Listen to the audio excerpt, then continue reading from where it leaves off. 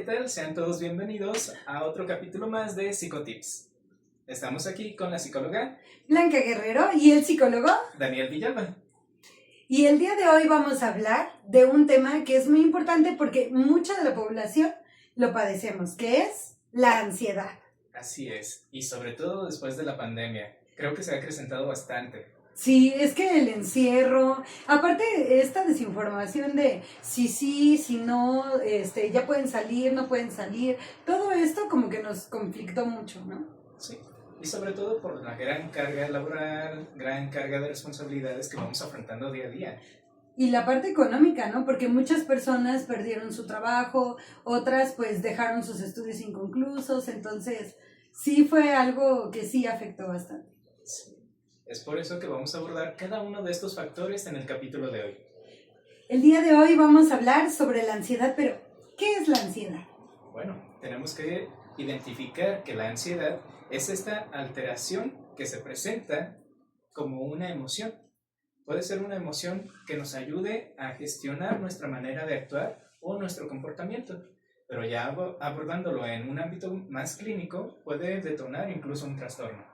Claro que sí, pero hay que hablar de que empieza siendo una emoción positiva, ¿no? Que te ayuda a acomodarte ante nuevas situaciones, ¿no? Pero hay que saber cómo llevarlo. Porque sí, como dices, se puede volver un trastorno. Sí, y bien identificado como una emoción, sabemos que la finalidad de todas las emociones es gestionar cómo nos estamos sintiendo. No tenemos que identificarlo con la etiqueta de que esto va a ser negativo.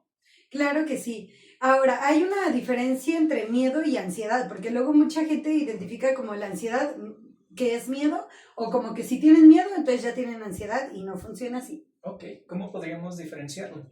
Claro, pues miren, podríamos identificarlo desde que el miedo es una emoción que se da ante algo conocido. Y la ansiedad puede ser ante una situación desconocida, o también a mí me decían mucho que la ansiedad es también el tenerlo hacia el futuro, ¿no? Así es. Sí, sobre todo a algo que sea completamente nuevo. Y cabe mencionar que en la parte de ansiedad muchas veces se ve como un miedo, pero de manera desproporcional. Tiende a ser un poco más grande de lo que realmente está pasando. Claro que sí, porque el miedo puede ser instantáneo, te puede paralizar, te puede hacer diferentes cosas, pero en el momento. Pero la ansiedad te puede afectar durante mucho tiempo. Sobre todo con cosas que todavía no están pasando, que solo tenemos esa idea rumiante o pensamiento automático que nos lleva al peor escenario, a estas ideas catastróficas. ¿Y por qué se da la ansiedad? Bueno, la ansiedad se da por distintos factores, como pueden ser cuestiones sociales, genéticas, físicas y emocionales. Así es. Ok, dentro de cada una de ellas va a haber diversos detonantes, que los podemos ver en nuestro día a día. Un ejemplo de ello, ya lo comentábamos en la introducción, es todo lo que nos está preocupando. Y dentro de esta sensación de preocupación, tenemos la característica que casi siempre está a futuro. Claro que sí, por ejemplo, el día de ayer estaba viendo un TikTok de una doctora en ciencias, chulada de persona. Luego a ver si les puedo compartir aquí el link para que todo el mundo lo vea. Ella habla mucho de cómo ahorita las mujeres profesionistas estamos full de emociones, porque se nos pide mucho limpiar, se nos pide mucho hacer la comida, se nos pide mucho cuidar a los hijos, se nos pide mucho de todo. Y la verdad es que ser profesionista en este contexto en el que estamos, de época, de tiempo, de territorio, de economía, de todo, es muy difícil porque es muy complicado conseguir una entrada a una maestría, sobre todo si es internacional, pero es más complicado si tú quieres tener hijos, porque entonces la carga social es muy fuerte, ¿no? De que tienes que ser profesionista, pero si ya te vas a ir a una maestría, no te van a dar la beca si eres mamá, entonces tienes que decidir si quieres ser mamá o quieres ser profesionista. Y si quieres ser profesionista, entonces tienes que seguir haciendo las cosas de la casa y todo esto con tus hormonas que juegan contigo cada mes. Entonces, todo eso afecta, ¿eh? Si lo estamos viendo como un todo, la parte biológica, la parte física de las hormonas, la parte social de pues la carga de no saber si puedes o no ser mamá y tener una maestría becada y todo, más la parte emocional de cómo te va a afectar el hecho de cómo la gente hable, de cómo te sientas tú, o sea, la carga de tus emociones como tristeza, alegría, miedo, inquietud, todo esto, más aparte la parte, pues, genética, ¿no? Claro. De que, claro que puedes traer ansiedad si tus papás lo traen, y la parte física de que estás full, súper cansado. Todo esto afecta, claro que tienes Sí. Como lo comentas en este punto del cansancio físico, tenemos que clarificar que se va a ver un aumento debido al ritmo de vida tan acelerado que llevamos. Habrá momentos en los que requerimos de poder identificar cuáles son nuestras necesidades, cuál es la cosa que tenemos que hacer inmediatamente, cuáles son las urgencias, cuáles son las cosas importantes, y de esta manera poder gestionar nuestra agenda para tener la finalidad de organizarnos y no saturarnos. Llegar a este punto de saturación puede detonar ya sea de estrés o de ansiedad. Claro que sí, y sobre todo porque en esta época estamos muy cansados a sobrecargarnos de todo, ¿no? O sea, sobrecargarnos de trabajo, sobrecargarnos de estudios, sobrecargarnos de actividades recreativas, porque sí, está padre hacer actividades recreativas, pero también no está padre como llenar todo tu día de actividades recreativas, porque entonces la recreación de verdad no va a existir, el ocio, ¿no? Y el ocio es importante también para tu recreación. Y en este hilo de sobreexigencia lo que buscamos es un orden, que realmente podamos disfrutar de las actividades. Y si bien sabemos que por el estilo de vida cada vez es más difícil subsistir, por ejemplo, con un solo salario, buscamos que sea un equilibrio entre todas las áreas. Claro que sí, porque, por ejemplo, en este estilo de vida, de verdad te haces una hora para llegar a cualquier lado. Entonces, tenerlo en cuenta para la programación de nuestras actividades. Ok, muy bien. Y entonces, ¿cómo vamos a identificar si nosotros tenemos ansiedad? Pero ya no es una ansiedad como tal nada más la emoción, sino es una ansiedad que ya necesitamos ir al psicólogo. Ok, esto va a partir de que nos esté mermando en nuestro día a día y podemos identificarlo con algunos signos y síntomas, como lo puede ser la fatiga, el dolor muscular, el dolor de cabeza, el cansancio crónico, la taquicardia, incluso la sudoración, ya sea en extremidades, en las manos. La irritación, sobre todo las personas que ya tienen ansiedad, se la pasan pensando en muchos futuros, como tú decías, ¿no? Las ideas rumiantes, entonces todo el tiempo están piense. Además, pues están más cansados y como tú decías, les duele la cabeza, les dan taquicardias, pueden que hasta les den ataques de ansiedad. ¿Cómo identifico un ataque de ansiedad? Pues tiemblo, la taquicardia, no puedo respirar a veces, me siento como muy, pues sí, cansado, muy fatigado de tanto estar pensando, estoy pensando en muchos futuros. Claro, incluso hasta con la necesidad de este sentimiento de vida. Es como el Doctor Strange, ¿no? Que tiene como 1000 futuros. Yo ya vi todos los futuros. Así están las personas con ansiedad. E irónicamente también identificamos que la mayoría son catastróficos. Aparte, ¿no? Y entonces, ¿qué puedo hacer si tengo ansiedad? O sea, ya identifiqué que sí, me dan estos ataques o sí, tengo varias de estas cosillas. Entonces, ¿qué puedo hacer si ya identifiqué todos mis síntomas? ¿Qué puedo hacer si tengo ansiedad? Ok, bueno, podemos partir de varias estrategias. ¿Te parece si vamos comentando una a una? Claro. Muy bien. Dentro de ellas podemos encontrar la parte de ejercicios de respiración. Para ello es importante que sea una respiración calmada, incluso la respiración que se conoce como diafragmática, que nos ayuda a tomar conciencia plena de nosotros y de cómo estamos en ese momento. Un ejemplo de un tipo de respiración podría ser que inhalen. Mantenemos y exhalamos. Lo más lento que se pueda. Esto te va a ayudar mucho, sobre todo cuando te está dando un ataque y no puedes respirar muy bien. Tranquilo, inhala, sostén y poco a poco ves sacando el aire. Muy bien, excelente. La siguiente podría ser tener una conciencia plena. ¿Qué es una conciencia plena? El tomar conciencia de nosotros mismos, en el lugar, en el momento, en el aquí y ahora. Exactamente, es decir, ok, a ver, fíjate dónde estoy, ver a tu alrededor, ver que no está pasando nada, identificar todo lo que hay a tu alrededor, que tú estás bien, que estás en un lugar seguro, irte a un lugar donde te sientas más tranquilo, pero sobre todo es identificar que los futuros pues sí, todo lo que estás pensando que es catastrófico, que te va a pasar y todo, no está pasando, tranquilo, ahorita estás en el presente y ahorita no te está pasando nada. Claro, incluso si fuera una situación que ya se está desbordando o que está pasando en el momento, identificar cuáles son las herramientas con las que contamos en ese momento. Ok, es parte de nuestra conciencia plena. ¿Qué puedo hacer? ¿O qué puedo o qué no puedo hacer? Si es algo que puedo o no controlar. Claro que sí. Y también es muy importante que haya una red de apoyo.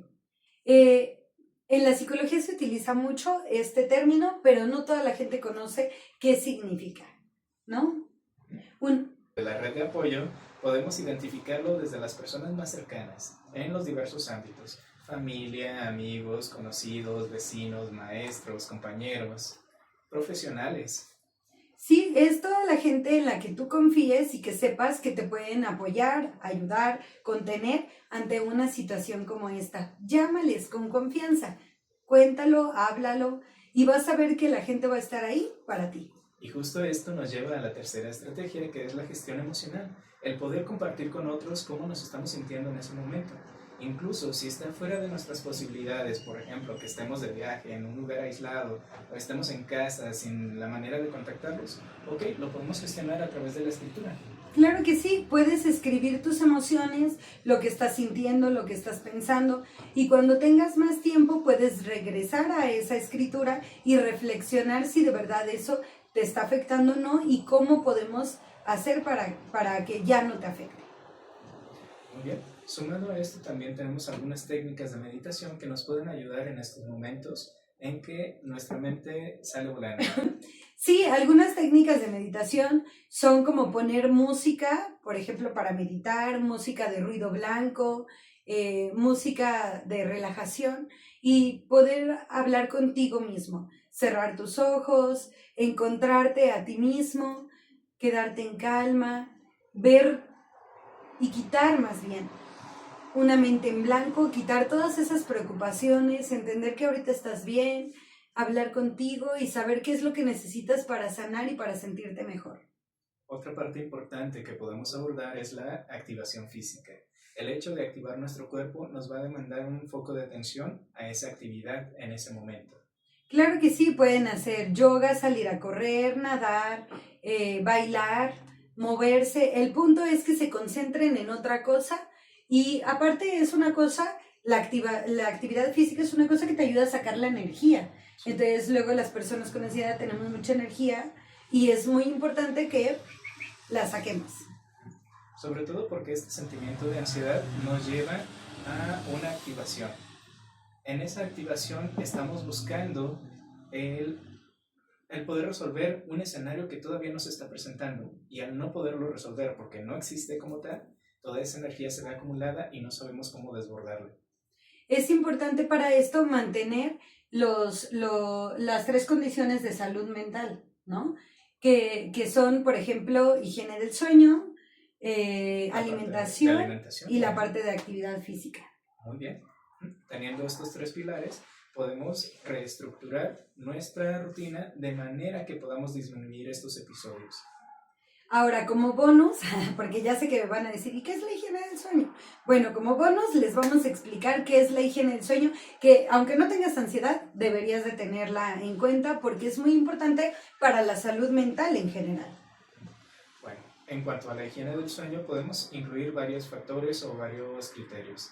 Desde la preparación que tenemos antes de dormir, el hecho de evitar las pantallas, la iluminación azul, el minimizar el consumo de alimentos una hora antes, sobre todo las bebidas que nos van a hacer levantarnos al baño.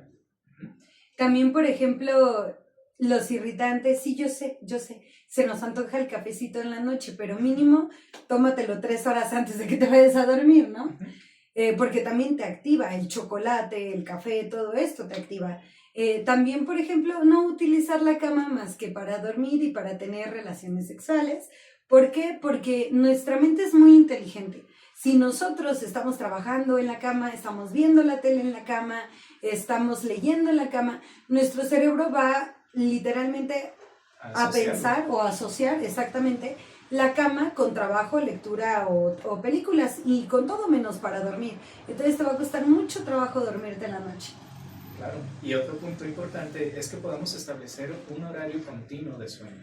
Esto nos lleva a que si un día nos estamos durmiendo a las 10 de la noche, otro día a las 3 de la mañana, nuestro sistema de sueño, nuestro ciclo de sueño. Sí, precisamente, nuestro ciclo de sueño se va a ver alterado y no vamos a completarlo de la manera correcta. Y aparte de esto, las siestecitas, ¿no?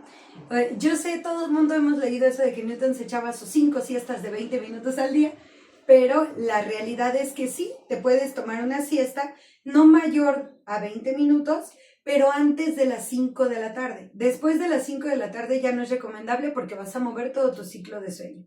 Y ustedes dirán, ¿por qué no mayor a 20 minutos? Si yo quiero dormirme 2, 3 horas. No, el detalle es que después de esos 20 minutos entramos a una fase de sueño que se conoce como sueño REM, el cual ya es el sueño profundo y nos complica tener una parte de descanso porque no estamos completando todas las fases del sueño y estamos despertando justamente cuando deberíamos estar más relajados.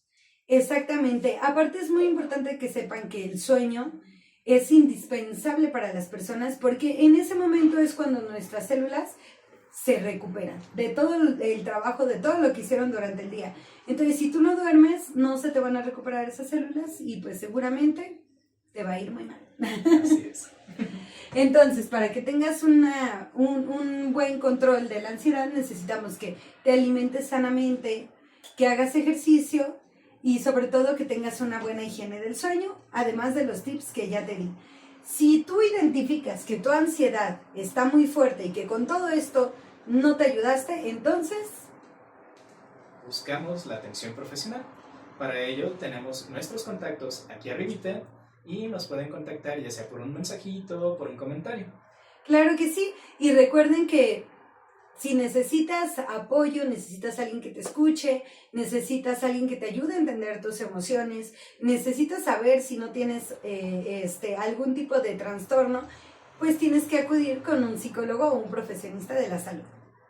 Entonces, si necesitas tu psicólogo de confianza, comunícate con nosotros y de todas formas que nos esperen al siguiente capítulo, ¿verdad?